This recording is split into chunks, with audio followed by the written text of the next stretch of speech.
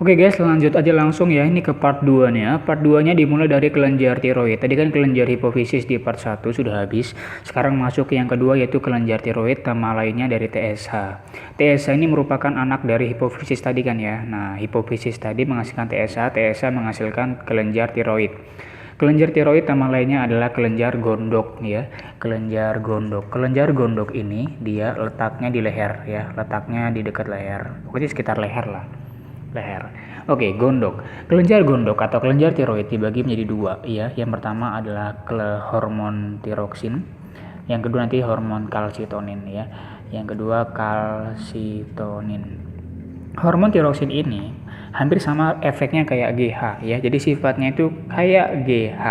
Jadi kalau dia kekurangan maka kerdil. Kalau kelebihan maka kalau yang kasus kayak anak-anak ini kasusnya sama seperti hormon GH atau hormon pertumbuhan. Tapi kalau pada kasusnya terjadi pada dewasa, kalau dia kekurangan dan kelebihan itu agak beda dari yang hormon GH. Kalau dia kekurangan maka namanya adalah myxoedem. Agak susah sih nulisnya. Sebentar ya tulisannya. Myxoedem ya, jadi kalau dia kekurangan maka namanya myxoedem. Kalau dia kelebihan namanya apa itu? Morbus Basedowi ya. Morbus Basedowi. Ini yang harus diingat ya. Ciri khas dari Morbus Basedowi ini adalah dia punya ciri khas yaitu exophthalmos, yaitu bola mata seperti kayak mau keluar alias melotot matanya ya. Nah, kalau kalsitonin ini lebih ke arah mirip kata-katanya. Coba kamu lihat ini, lihat kata-katanya kalsi, maka dia mengatur kadar kalsium. Kadar kalsium dalam darah. Nanti selebihnya kakak jelasin di bawah ya. Apa sih maksudnya ya, nanti aja. Yang ketiga adalah namanya kelenjar paratiroid. Kalau ada tiroid maka ada paratiroid. Nah, nama lainnya adalah PTH tuh. Serba HH ya, PTH, TSH, STH banyak ya. Nah, kelenjar paratiroid ini merupakan kelenjar yang letaknya di bawah dari si tiroid, maka namanya kelenjar anak gondok. Dia merangsang namanya hormon yang bernama paratormon. Ini sama mengatur kadar Ca di dalam darah.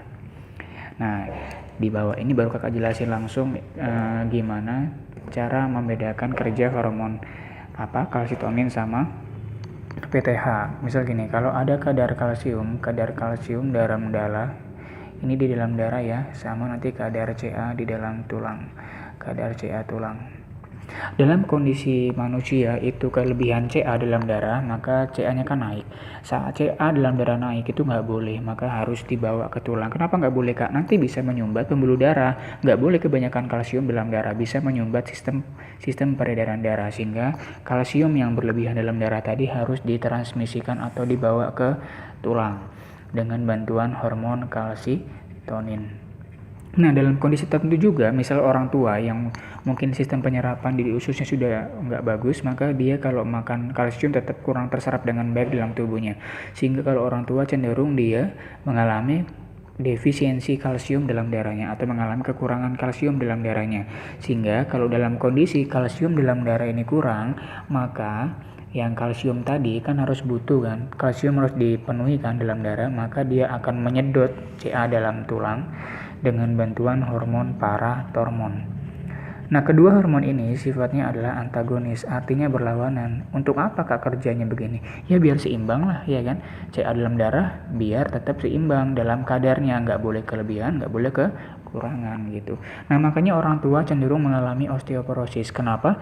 Karena dia Ca-nya dalam darah itu cenderung mengalami kekurangan terus, sehingga dia banyak menyedot Ca dalam tulang, sehingga Ca dalam tulang makin lama makin sedikit dan tulangnya makin keropos. Namanya osteoporosis. Itu dia alasannya kenapa banyak orang tua yang sakit tulang ya.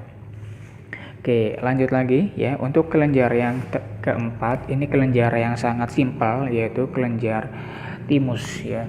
Namanya kelenjar timus. Kelenjar timus ini letaknya di dada dan dia hanya mendukung proses pertumbuhan. Mendukung proses pertumbuhan hanya ada saat proses pertumbuhan. Jadi hormon ini bakal hilang ketika sudah tidak terjadi proses pertumbuhan di dalam tubuh manusia. Misal dari sejak dia bayi sampai dia mengalami fase-fase pertumbuhan yang sangat besar, yaitu fase pubertas. Ini yang namanya kelenjar timus mulai dari kecil lama-lama menjadi besar. Nanti mulai dari puber atau mendekati masa dewasa, di mana dia besar kemudian lama-lama menjadi kecil kembali dan lama-lama akan hilang. Karena hanya dibutuhkan selama proses pertumbuhan saja. Pokoknya kalau timus ingat aja, dia hanya ada pada masa pertumbuhan saja. Kalau udah nggak ada pertumbuhan maka dia hilang, bahkan menjadi kecil atau hilang ya. Itu sudah yang keempat. Simpel aja, nggak usah banyak-banyak ya. Oke, lanjut lagi untuk kelenjar yang kelima. Kelenjar yang kelima ini adalah kelenjar suprarenalis. Nah, ini agak simpel aja. Kelenjar suprarenalis. Suprarenalis nama lainnya adalah kelenjar anak ginjal ya. Oke, ketinggian. Ya, kelenjar yang nomor 5 namanya kelenjar suprarenalis. Suprarenalis. Nama lainnya kelenjar anak ginjal. Kak, di mana anak ginjal letaknya, Kak? Yang ada gambar ginjal itu loh, yang di sininya. Atasnya itu adalah anak ginjal. Ya. Kelenjar anak ginjal ini nanti dibagi menjadi 2 bagian, yaitu bagian yang korteks sama bagian yang medula. Kamu udah belajar kan sistem ekskresi, harusnya tahu korteks yang mana, medula yang mana.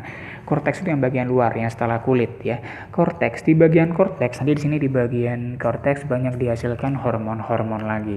Nama hormonnya adalah kayak seperti ini. Mineral kortikoid. Yang kedua ada hormon glukokortikoid. Dan yang terakhir hormon androgen. Kortikoid kayak kortisol gitu ya. Mineral berarti dia mengatur mineral, gluko mengatur kadar glukosa, androgen. Nah, kalau androgen ini dia lebih ke arah menentukan kayak apa ya? Prekursor ya. Prekursor itu kayak pondasi awal untuk menentukan sifat kelamin pria ya. Jadi kalau dia androgennya banyak maka bisa memunculkan sifat pria ya. Prekursor dari sifat kelamin pria. Kakak tambahin lagi sifat kelamin pria. Jadi kalau perempuan mengalami kenaikan hormon androgen maka dia bisa menjadi tomboy ya. Kalau laki-laki punya androgen berarti dia semakin maskulin. Pokoknya androgen lebih erat dengan sifat kelamin pria. Dia terdapat pada fase-fase pembentukan seks sekunder ya dari suatu manusia. Nah gitu, androgen pokoknya ngomongin kelamin, sifat kelamin pria. Kalau pada perempuan jadi tomboy, pada laki-laki menjadi maskulin. Nah kalau pada bagian medula ini yang sering dibahas kalau bagian medula, karena namanya agak ribet dikit ya, agak sedikit ribet. Cuma harus terbiasa aja sih. Nah nanti sini ada namanya hormon adrenalin. Adrenalin sama noradrenalin. Nama lainnya adalah epinefrin. Epinefrin. Kalau ini norepinefrin. Nah gitu. Adrenalin ini sama noradrenalin kerjanya berlawanan gitu ya, berlawanan alias bertabrakan, nggak sejalan. Kalau adrenalin dia meningkatkan tekanan darah. Nah, kalau kamu lagi marah maka ini naik, ini tekanan darah naik, pembuluh darah kontraksi dan sebagainya. Kalau ini lawannya aja, tekanan darah menjadi turun. Adrenalin gara-gara tekanan darahnya naik maka dia mengubah yang namanya glikogen mengubah yang namanya glikogen menjadi glukosa. Kalau ini dibalik aja, mengubah yang namanya glukosa menjadi glikogen gitu. Itu kalau yang kelenjar yang kelima. Kelenjar keenam adalah namanya Oh iya, bentar. Kalau tadi kita sedikit ngomongin penyakit yang ini ya, yang suprarenalis ya. Jadi kalau kelebihan nggak boleh, kekurangan nggak boleh. Kelebihan dari kelenjar anak ginjal tadi, maka dapat menyebabkan penyakit yang sering disebut dengan namanya Cushing disease. Kalau kelebihan maka menyebabkan penyakit Cushing disease ya. Penyakit Cushing disease ini ciri-cirinya adalah kelemahan otot ya. Kelemahan otot, kemudian pubertas dini. Jadi dia lebih cepat dapat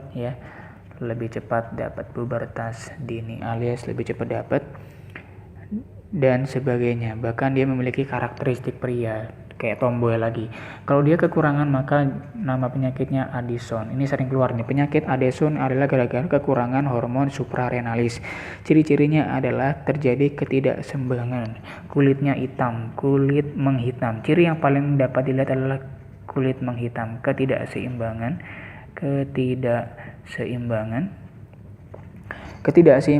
natrium dan kalium. Nah, itu dia. Itu kalau penyakit di suprarenalis. Oke.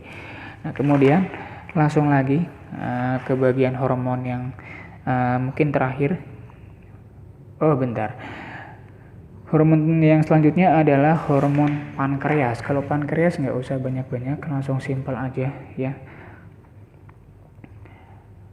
Oh bentar, kayaknya ini kakak potong aja. Untuk khusus pankreas, usus dan lambung itu kakak buat di part 3. Kenapa? Karena untuk usus kelenjar pankreas, usus dan lambung itu merupakan sistem endokrin sekaligus sistem eksokrin. Jadi kakak tutup sampai sini dulu ya. Ini part 2. Berarti untuk sistem hormon ada 3 part.